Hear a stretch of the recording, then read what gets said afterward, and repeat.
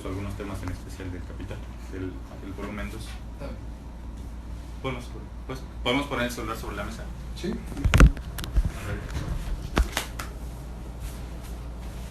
Bueno, la primera pregunta sería, ¿cómo afecta? ¿Se alcanza a escuchar, sí, verdad? Sí. ¿Cómo afecta al obrero y al capitalista la maquinaria? ¿Cómo afecta al obrero y al capitalista la maquinaria? Me dijeron que es a partir de tomo 2. Ajá, a partir del tomo 2. Bueno, habría que empezar desde el tomo primero, obviamente, ¿no? Cuando Marx explica el fetichismo de la mercancía y la enajenación del trabajo por el capital, que también viene un poco explicado en el sexto inédito, lo que vemos es cómo entre más avanzan las fuerzas productivas técnicas, más ajeno le es el trabajo que realiza el obrero. En otras palabras, entre más producción esté generando el obrero vía estos avances técnicos, estos avances en la tecnología, más ajeno le es el producto de su trabajo, más distante le es el proceso productivo. Entonces, por una parte, de esa manera le afecta. Ahora estamos hablando de la revolución industrial, estamos hablando del capitalismo del siglo XIX. Si hablamos del capitalismo, algunos lo llaman posmoderno, cognitivo, de otras formas, yo creo que también habríamos de introducir otros temas como lo es la ideología de consumo, otras cuestiones, ¿no? ¿Cómo afecta al capitalista? Desde un punto de vista ortodoxo, que no dogmático, no es lo mismo, desde un punto de vista ortodoxo, entre más invierte el capitalista en capital fijo, es decir, la premisa básica de la reproducción ampliada del capital, parte de esta ley es el hecho de que el capital variable disminuye. Entre más se invierte en tecnología, esa tecnología más fuerza de trabajo desplaza. Esa es una ley, ¿no? Y si nos atenemos a la teoría del valor tal como la esbozó Marx, entonces tendríamos que cada mercancía que sale del proceso de producción tiene en sí misma incorporada mucho menos valor que si sobre esa mercancía recayera más trabajo objetivado, es decir, más transformación del hombre. ¿Sí se entiende? Entonces, en ese sentido, hay formas para contrarrestar el hecho de que las mercancías que egresan o que son expulsadas del proceso productivo y que cada vez contienen menos valor, hay formas para que eso, la transformación del valor a precios, no impacte directamente a la tasa de ganancia del capitalista. Ustedes, cuando lleguen al tomo tercero del Capital, van a empezar a estudiar precisamente las relaciones que hay entre la tasa del plusvalor y la tasa de ganancia y cómo hay una tendencia, eso es una realidad decreciente de la tasa de ganancia. Sin embargo, tiene sus causas contrarrestantes y son muchas. Y incluso si lo trasladamos al siglo XXI, son más todavía que las que expone Marx, ¿no? Entonces, me parece que esas son las dos formas en las que afecta, principales, porque de aquí me podría seguir un buen rato, ¿no? Bueno, la siguiente pregunta es, ¿qué es el plusvalor relativo y qué es el plusvalor absoluto? El plusvalor relativo y el plusvalor absoluto. Bueno, empezando porque el plusvalor, haciendo una síntesis muy forzada, pero muy adecuada, el plusvalor es tiempo de trabajo impago. Tiempo de trabajo que se le está robando al obrero. Evidentemente, estoy siendo muy sintético. El plusvalor relativo y el absoluto, yo siempre le digo a los chicos que no hay que ver el plusvalor absoluto, relativo y extraordinario como una línea recta que se sucede en el tiempo. Es decir, el plusvalor absoluto, dada ciertas condiciones de avance en las fuerzas productivas, pues sencillamente es la extensión de la jornada laboral, ¿sí? Es aumentar ese tiempo de trabajo excedentario, pero no por vías técnicas, sino simplemente incrementando la productividad del hombre, no por vías técnicas, sino por vía coercitiva, o sencillamente alargando la jornada laboral. Si trabajaba 8 horas, ahora va a trabajar 10, y esas 2 horas evidentemente no van a impactar en el tiempo en el cual reproduce su fuerza de trabajo, sino van a impactar directamente en la extracción de plusvalor. Entonces, el plusvalor, cuando hablamos ya de plusvalor relativo, estamos hablando de una forma en la cual extrae el plusvalor, pero a partir del avance de las fuerzas productivas técnicas, ¿sí? A partir de la tecnología, a partir de la incorporación de nueva tecnología a los procesos productivos, podemos ya empezar a entender la extracción de plusvalor relativo. Y puede darse, Marx lo maneja de dos maneras distintas. no excluyentes entre sí, en realidad son complementarias. Una es el hecho de que por la tecnología se incrementa la productividad de cada uno de los obreros, sin incrementar necesariamente la jornada laboral. La otra es que precisamente vía ese aumento de la productividad se abaraten los productos de la canasta básica del obrero, y entonces en ese sentido se disminuye el salario vía real, no vía nominal, ¿no? ¿Se sabe la diferencia entre real y nominal? El salario nominal son los 80 pesos que te pagan por tus 8 horas de trabajo. El salario real es para qué te alcanza con esos 80 pesos. Entonces, en términos cuantitativos, el salario en México siempre ha crecido desde 1982. 1, 2, 3%. Pero en términos reales, el salario nominal tiene una disminución o una depreciación, por decirlo de alguna manera, de cerca del 800%. Entonces, esa es la diferencia. Aquí podemos plantear ya la cuestión del plusvalor relativo, y creo, me parece aquí que la clave para entender la diferencia entre uno y otro es el avance de las fuerzas productivas técnicas, ¿no? Por eso yo les decía, no hay que verlo como que el plusvalor absoluto sucedió primero, luego el relativo y luego el extraordinario. El plusvalor extraordinario es el plusvalor que en ciertos momentos puede obtener una empresa dado un salto tecnológico, ¿no? Sobre todo cuando hay patentes o cosas así. Esa empresa genera un plusvalor mayor, pero sin embargo las demás empresas la van a alcanzar, ¿no? Entonces ese plusvalor por eso se le llama extraordinario, porque en realidad es en el periodo en el que las demás empresas adaptan su tecnología, del mismo ramo evidentemente, ¿no?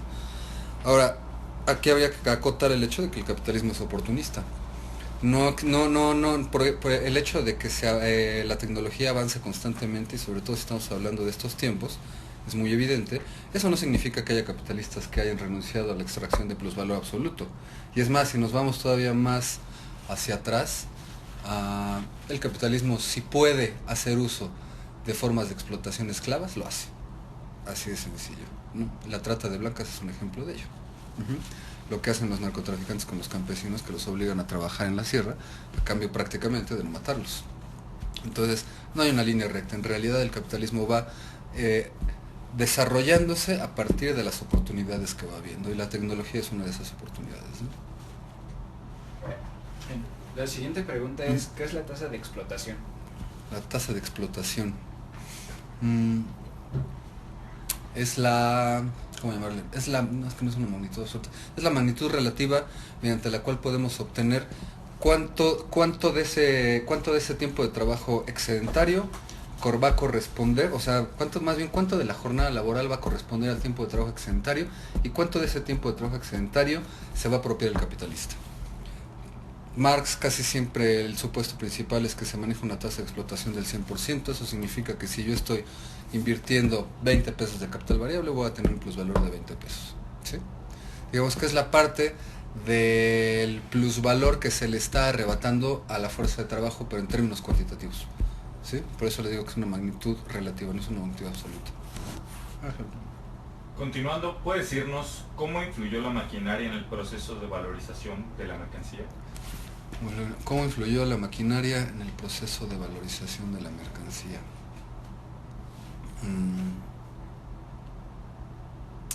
A ver, ¿desde dónde retomar? ¿Maquinaria y gran industria?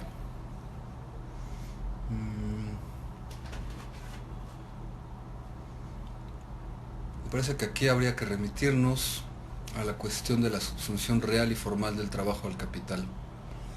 Conforme se va desarrollando la cooperación, que este es un punto esencial, porque si bien el capitalismo como modo específico de producción explota la singularidad, es decir,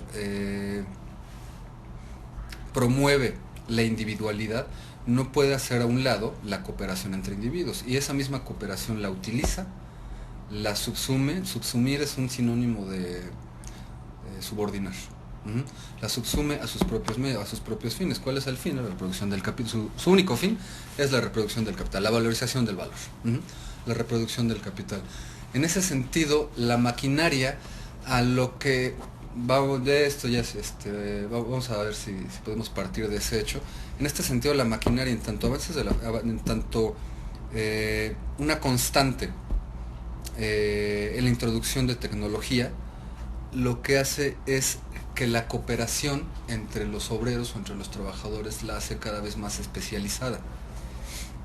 Entonces, en ese sentido, la la compra, la inversión, es decir, la inversión en capital fijo, ya sea circulante, bueno, en capital constante, ya sea fijo o circulante, lo que va a permitir precisamente es que con una determinada cantidad de horas hombre va a poner en movimiento una mayor cantidad de medios de producción. No sé si me explico, ¿sí? O sea, la introducción de la maquinaria al proceso productivo, y no solo eso, sino la tendencia a que esa maquinaria sea cada vez más eficiente, va a permitir que mayores cantidades de mercancías se estén arrojando al mercado, independientemente del grado de especialización del obrero, ¿sí? Independientemente de su grado de conocimiento. A final de cuentas, el obrero es la parte menos importante en el proceso productivo desde el punto de vista del capitalista. Y así lo ven, esa es parte también del engaño de ese velo que se pone, y que la dialéctica marxista devela, es parte de ese velo que cubre a la realidad del proceso de producción. A final de cuentas, el capitalista solamente ve que está adelantando dinero en salarios y dinero en materias primas y ya tiene su maquinaria y su equipo, ¿no? Entonces, en ese sentido, lo único que está esperando es poner en juego todos los factores de la producción para al final arrojar mercancías. El carácter de las mercancías le es totalmente indiferente, para arrojar mercancías al mercado y de ahí poder sacar una ganancia. Entonces, él sabe perfectamente que una evolución en la tecnología, una incorporación tecnológica a su proceso productivo, independientemente del grado de especialización de la fuerza de trabajo, va a permitir arrojar una mayor cantidad de mercancías y va a permitir una reproducción mayor de su capital. Es decir, va a permitir mayores cantidades de valorización de valor. No sé si me explico. Y esto, si no, díganme, si no me explico. Estos creo que tienen relación un tanto con la última pregunta, que es con la llegada de la maquinaria, ¿qué pasa con la división del trabajo? Con la llegada de la maquinaria, ¿qué pasa con la división del trabajo? Se especializa. No solo se especializa, vamos a poner un ejemplo. Perdón. Ustedes cuando abren un periódico en el aviso oportuno, han visto uno solo, o de repente las zonas fabriles, Vallejo, aquí Azcapotzalco, no sé si alguno de ustedes Naucalpan, venga de por ahí, ponen anuncios afuera de las fábricas. ¿Han visto alguno que diga se solicitan obreros? Ya no dicen obreros, porque la palabra obrero es políticamente incorrecta. La palabra obrero históricamente nos remite a la lucha, al sindicato, a ciertas consideraciones de orden histórico que para el capital es mejor ya olvidar, porque sus generaciones olviden. Se solicitan ayudantes generales. Y eso a final de cuentas es parte de la misma división del trabajo. Parte de la división del trabajo en tanto que ya no existe la especialización del obrero, obviamente sí existe, pero entre menos especialización tenga el obrero y mayores capacidades de hacer cualquier cosa tenga, se le puede pagar un menos salario. La maquinaria en que redunda en la división del trabajo, desde que la maquinaria es maquinaria, se empezaron a perfeccionar ciertos métodos que ya no se necesitaba por ejemplo, un maestro artesano. Cualquier hombre podía hacerlo, y después de cualquier hombre, cualquier mujer, cualquier niño podía hacerlo. La incorporación del trabajo femenil y el trabajo infantil a los procesos productivos no se debe al hecho, bueno, sobre todo al femenil, no se debe al hecho de que hayan ganado espacio las mujeres. Se debe al hecho de que el capitalismo se dio perfectamente cuenta de que a la mujer se le puede explotar por igual, e incluso dadas ciertas condiciones culturales se le podía pagar menos, al niño menos. Y además también hay consideraciones de orden racial. En el caso de Marx, si ustedes revisan la situación de la clase obrera en Inglaterra de Engels, van a ver que había una diferencia salarial inmensa entre un hombre inglés, una mujer inglés, un hombre irlandés, una mujer irlandesa, un hombre escocés, y luego, y si ahí incorporamos todavía a los africanos o a los asiáticos que emigraban hacia las grandes urbes inglesas, entonces el espectro salarial se abría demasiado. Entonces, una división del trabajo como tal, yéndonos teóricamente a lo que es tal cual la división del trabajo, me parece que tiene que ver más con la especialización en cierto sentido la especialización de la fuerza de trabajo, en tanto que la maquinaria, y no toda, evidentemente, no vas a poner un anuncio de se solicita ayudante afuera de la NASA, ¿no? Ayudante general, evidentemente. Y eso también son hiperespecializaciones. Ustedes se dan cuenta que es un doctorado, no es otra cosa más que una hiperespecialización en nada. Las mentes enciclopédicas por eso ya no existen. O existen en muy raras ocasiones. Entonces la maquinaria, volvemos a lo mismo, la tecnología va avanzando, la maquinaria va avanzando y va permitiendo que a los procesos productivos se incorpore fuerza de trabajo menor capacitada, y esa menor capacitación redunda en un menor pago salarial. No sé si se entiende hasta este momento. Bueno, creo que le pido una disculpa porque no lo presentamos al inicio. ¿Podría hacerlo ahora, por favor? Mi nombre es Josué Simancas, profesor de la Superior de Economía, profesor de la Facultad de Economía de la UNAM. Bueno, profesor, le agradecemos mucho su tiempo y en verdad esto nos ayudó bastante. No de qué. Gracias. Cuando quieran, aquí me encuentran. Muchas Claro, gracias. sí. Aquí estoy.